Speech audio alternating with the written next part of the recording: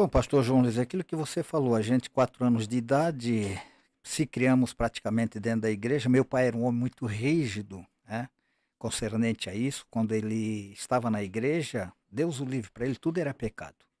Uhum. Se tu tivesse uma bola, chutasse, era pecado. Eu Sim. lembro quantas costas eu apanhei dele, porque ele me via jogando bola. Você que não sabe o que é coça, é surra, tá? Surra, Porque às vezes nós usamos a linguagem do nosso tempo lá. Não que, não que a gente é do tempo jurássico, né? Não, nós não somos jurássicos. Mas aqui no Cerrito a gente é acostumado a tomar umas coças. Ah, é? Falado aqui coça. Mas nós não estamos falando só pro Cerrito, aí tem pessoas de repente, mas o que é uma coça, afinal de contas? Então coça é uma surra. É uma surra. Então meu pai era caminhoneiro, aí ele saía, ficava uma semana. Quando chegava em casa, a minha mãe, a gente pensava que dobrava ela. Sim. Aí quando ele chegava, ela era esperta, né? Se ele chegasse na hora do almoço, ela deixava ele almoçar, tomava o banho dele, almoçava, ele ia descansar, depois ela passava o relatório. Uhum. Aí o pai só chamava, vem cá, entrava no quarto e Quantos aí... irmãos tinham? nós éramos em 5 homens, 5 homens. 5 homens e mulheres? Sim. Mulheres, 2. 2. Somos 7. 7. Um já faleceu, né? Sim, sim. Um já faleceu. Então, o que acontecia? Então a gente não tinha aquele encontro com Deus, ia na igreja. Eu me criei na escola bíblica dominical, não podia perder uma escola bíblica dominical, o pai fazer que a gente fosse. E então a gente, tanto é que quando por causa de futebol que eu disse, cinema, a gente se afastava da igreja. E aí quando eu voltei, conheci a Solange, que eu casei, eu disse agora vamos, mas de repente, 3 meses depois de casado, a irmã Solange passou uma prova. Eu voltei para jogar futebol, trabalhava na loja Salfer, trabalhava na companhia Hanse, lá na Hanse eu organizava o jogo de futebol e aquelas velhinhas, aquelas irmãs lá do Iririú, de vez de ajudar a irmã Solange, dizia, viu que tu foi casar com esse camarada, estás pagando o preço. Sim. Né? Eu continuei sozinha. E ela continuou sozinha na igreja, tá? E eu... Aí você não foi mais para a igreja, não foi mais para os cultos? Não. Aí... Você abandonou? Acho que 1 ano, né? 3 anos e meio. 3 anos e meio. Aí... Jogando bola. Isso. Até porque, eu ouvindo o senhor aqui, e aí os pais, as mães, né? Estão aí nos ouvindo, aí, pais e mães de jovens crentes, de adolescentes, né? Hoje a nossa visão hoje de evangelho, pode até dizer, tá muito moderno, porque no meu tempo era assim, no meu tempo era isso. Só que hoje a nossa visão do evangelho é ensinar as pessoas a amarem ao Senhor. Amar ao Senhor, Ensinar os jovens, os filhos, a amarem ao Senhor. Não revoltar os filhos. Nós ouvimos no podcast passado, a pastora Cássia estava aqui, disse que ela veio para a igreja, voltou para Jesus, porque os pais ensinaram ela a amar o Senhor. Amar o Senhor. Porque se os pais castigassem, se os pais, como diz você, desse coça, né, sussurrasse, de repente ela ia se revoltar contra Deus, se revoltar contra a igreja. E nós temos, infelizmente, isso aqui é estatística, nós temos muitos jovens hoje fora no mundo, certo? Que não estão na igreja porque os pais não souberam ensinar eles a amarem ao Senhor, amarem a Jesus, né? O evangelho não é um evangelho de proibição, não existe evangelho de proibição. O evangelho de Jesus é de libertação, é diferente. Mas infelizmente, né? Pais, até com zelo de Deus, né? Havia um zelo, mas é um zelo sem conhecimento. Não vê o apóstolo Paulo? O apóstolo Paulo fala que ele surrou muitos cristãos, ele botou muitos cristãos na cadeia, permitiu até a morte de Estevão, a própria Bíblia mostra isso, mas ele vai dizer depois que ele tinha um zelo sem conhecimento. Um zelo sem conhecimento. Ele era muito zeloso pela religião dele. Exatamente. Era o que acontecia, por exemplo, né? Hoje, tem igrejas hoje aí que tem até time de futebol. Sim. Entende? Sim. Nada contra, né? Tudo bem. Cada um é cada um. Cada um é cada um. Sim. Mas antigamente, eu lembro, Deus o livre, meu pai vinha para a igreja, Deus o livre, se tinha televisão já vendia tudo, já não podia mais, entende? Mas, então essas coisas aconteceram. Qual foi o dia que eu voltei, que eu decidi a minha vida para Jesus? Ficasse quanto tempo fora da igreja, pastor? Eu fiquei bastante tempo. 3 anos e meio. 3 anos e meio. Aí nós fomos morar no Vila Nova. Na nossa casinha, primeira casinha. Aí. Uma meia água, que eu botei atrás num terreno. Aí assim, eu tava na... Segura um pouquinho, pastor Elcio, eu preciso falar isso aqui, eu tenho que falar isso, porque daqui a pouco eu esqueço. Depois que eu peguei Covid, fiquei meio esquecido. O pastor Elcio, ele de repente deixou de ir para a igreja, não me disse isso aqui, mas eu tô aqui pensando. O pastor Elcio de repente deixou da igreja, deixou de estar com a esposa nos cultos e tal, sabe por quê? É o que eu pensei aqui, me diga se eu estou errado. Pelo fato dos pais proibirem ele de fazer alguma coisa que eles gostavam de fazer, ou que ele gostaria de fazer, isso veio gerando nele um despertamento, ou seja, uma curiosidade de querer fazer. Porque você sabe que o proibido, o proibido é que te chama a atenção. Então isso aí despertou, você despertou não, mas gerou nele uma curiosidade. Poxa, quando eu estava na casa do pai, que estava debaixo da tutela do meu pai, eu não podia fazer porque meu pai não deixava, e se fizesse eu apanhava. Agora eu estou casado, estou dando meu nariz e eu faço o que eu quero. Daí acabou que saiu da igreja, não deveria, claro, né?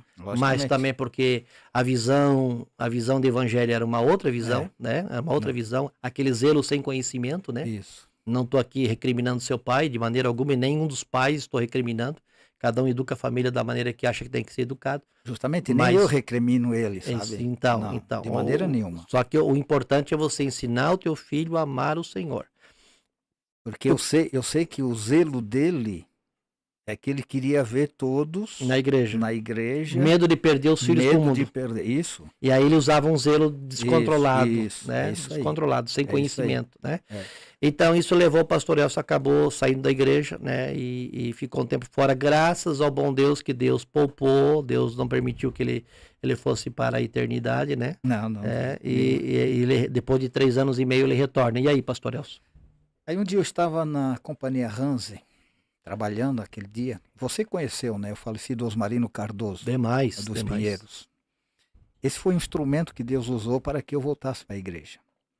Eu lembro que eu trabalhava ali no prédio da administração na Rua Chavantes. Você sabe aquele prédio? Sim. Eu estava no prédio e quando nós estávamos de serviço ao meio-dia, nós não podíamos almoçar ali. Então nós tínhamos que sair para entrar onde é o bicicletário. E naquele dia o Osmarino Cardoso estava trabalhando.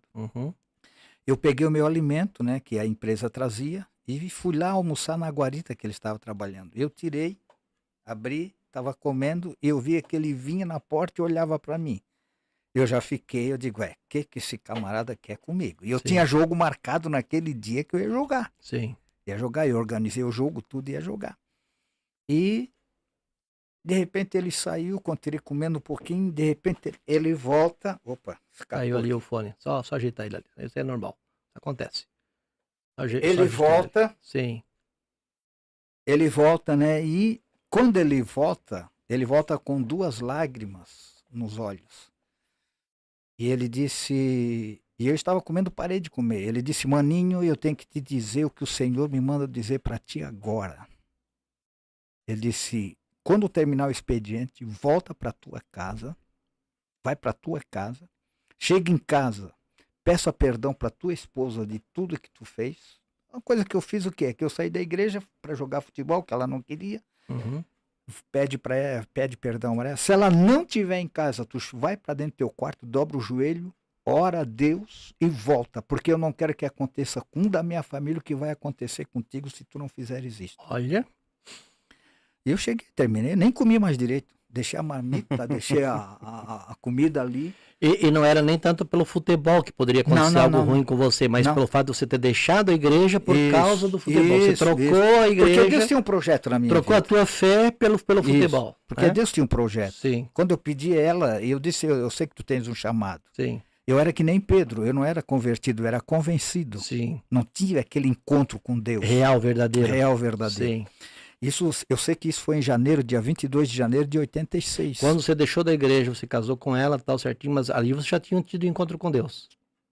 Eu tinha voltado da igreja, tinha voltado para a igreja, certo? Para casar. Para casar, não tive aquela experiência. Então você estava, digamos assim, dentro da tua razão, dentro do teu raciocínio, da tua lógica, você queria o quê? Você queria um casamento dentro da igreja, você queria um casamento com uma moça crente, você tinha consciência de uma chamada de Deus, mas com Deus mesmo você não tinha tido uma experiência verdadeira. Não tinha tido. Olha aí. Por quê? Porque você sabe, pastor João Luiz, que o inimigo trabalha no fracasso, no fraco seu. Sempre. E o meu fraco o que era? Era 2 coisas, não era mulher. Sim. Porque eu era casado e sou casado e muito bem casado. Não era mulher. Então, o meu fraco era futebol e cinema. Sim. Era isso. Mas depois eu comprei uma televisão, lembra? A primeira televisão que nós compramos era uma coisa, trouxe na garupa da bicicleta. Sim. Essa aqui ficou desesperada quando cheguei com isso em casa. Então, mas naquele dia eu não tinha experiência. Aquele dia eu tinha marcado futebol organizado. Aí eu peguei, terminou o expediente, eu fui para o vestuário. E no vestuário era um cara assim que eu contava anedota, a turma ria e coisa e tal. Aí tá. Cheguei lá no vestiário, um companheiro chegou e disse: aí, Elcio, tá tudo organizado para o jogo tal? Eu disse: ó, tá aqui o uniforme, tá aqui o tênis, tá aqui tudo. Eu digo: só que eu não vou jogar hoje. Aí um camarada: seu tratante, não sei o quê. Eles estavam quase me convencendo a ir jogar. Sim. Aí um amigo meu, que a gente, porque futebol de salão eu jogava atrás. Nós dois jogava ali atrás, ele me abraçou e disse: ô Elcio, vai para casa. Pode ir para casa que nós demos jeito aqui. E outra coisa, o Elcio nunca falhou um jogo. Hoje ele quer ir para casa, deixa ele para casa. Eu fui para casa. Cheguei em casa, a Solange não estava. Quando ela não estava, eu entrei para dentro da minha casa, dobrei o meu joelho no quarto e derramei a minha alma na presença de Deus. Nunca chorei tanto na minha vida como aquele dia. Aí, fazia o quê? Uns 2 meses que nós estávamos no Vila Nova. Mais ou menos. Uns 2 meses. E na época, o gaúcho era o dirigente do Vila Nova. Aí tá, eu tinha a minha aguinha lá, comecei, sabe aquele negócio, terreno novo, casinha nova ali, você morador novo, queria fazer uma casa na frente, eu peguei a enxada e fui limpar o meu terreno e tal. Aí tomei um banho, a Solange não vinha, eu disse: sabe de uma coisa, vou tomar um banho, vou lá encontrar ela, que ela foi no Iririú, na casa das irmãs dela, fazer pão e tal. E o Juninho, que hoje é pastor, era pequenininho, tinha o quê? 4 aninhos? 4 anos. E então aí eu cheguei, tomei o banho e fui. Quando eu saí de casa, parou um Fusca branco. Parou e disse: ei, tu é morador daquela casinha lá, assim, assim? Eu digo: sou eu, por quê? Eu disse: não, eu sou o gaúcho, dirigente da igreja aqui do Vila Nova. E teve uma senhora, uma irmã que congrega com nós, disse que veio um casal morar aí, que é desviado da igreja e tal.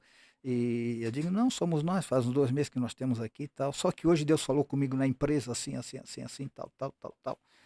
E eu vou lá buscar minha esposa, que ela foi no Iririú. Ela disse: não, rapaz, hoje tem ciclo de oração da juventude, vai lá hoje, tal. Eu disse: eu vou conversar com a minha esposa, se ela for. Mas vai. Aí eu peguei e fui encontrar ela. Aí quando eu cheguei lá, o ônibus encostou.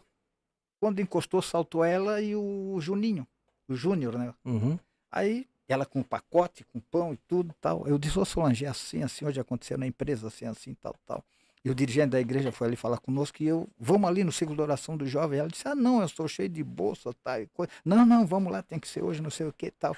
Quando ela concordou que nós somos, eu acho que foi o inimigo, botou o pé assim na frente, quando o meu menino, o Júnior, estava indo, ele tropeçou e caiu numa poça de água.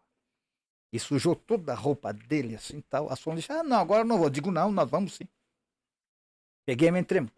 E a irmã Zenate, te lembra dela? Que era coordenadora geral de Joinville, da Juventude, do Ciclo de Oração de Jovem. Ela estava orando porque ela tinha que trocar a dirigente do Ciclo de Oração do Jovem do Vila Nova, que vinha lá da Nova Brasília atender ali. Não tinha liderança. Não tinha liderança ali. Aí ela estava orando: Senhor, quem que vai pegar? Senhor, quem que vai pegar? Estava orando.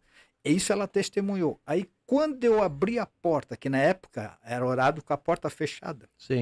Que eu abri a porta, que ela disse que ela estava orando, o Espírito Santo disse assim para ela: eis o casal que vai trabalhar com a juventude aqui. Olha aí, que coisa, hein? Ela abriu a porta e olhou, era nós 2 que estavam entrando. Olha aí. 3 meses depois ela estava regendo o conjunto da juventude.